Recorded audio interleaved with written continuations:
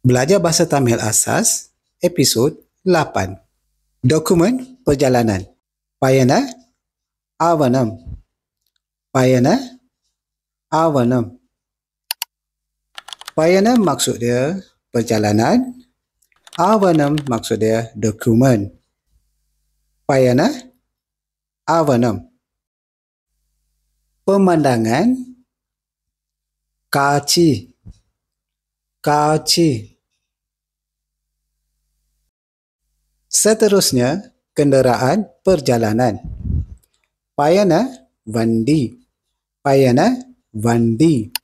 Payana maksud dia perjalanan. Vandi maksud dia kenderaan. Kenderaan perjalanan. Payana Vandi. Payana Vandi.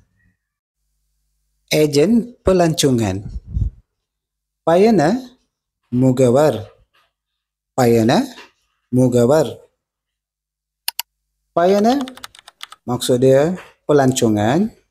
Mugawar maksud dia ejen. Payana Mugawar.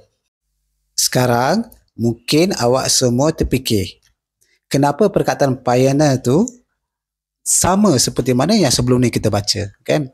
Untuk perjalanan. Perjalanan menunjuk perkataan payana. Yang ini pun pelancongan pun sama juga payana. Kenapa? Okey, dia macam ni. Maksud perkataan payana tu asalnya ialah payanam. Ya, payanam berasal dari akar kata yang bermaksud bergerak dari satu ke tempat lain. Ya, dia macam merangkumi segala bentuk lah, macam perjalanan ke, atau sama ada untuk pergi ke apa, untuk kerja ke, belajar ke, atau berseronok ke. Dia kira macam bergerak dari satu ke tempat lain. Ya, jadi dia sesuai guna perkataan payana. Ya, payana. Untuk guna perkataan pelancongan ke, ini pun sama juga, sebab apa, dia dari satu ke tempat dia bergerak, kan. Jadi sesuai guna perkataan payanam, ya, payano. Dalam singkatan dia payana, ya. Okey, seterusnya. Pemandu pelancong. Walikati. Walikati. Penginapan. Tanggumidam. Tanggumidam. Tanggumidam. Tanggumidam. Pelancongan. Sutrula. Sutrula.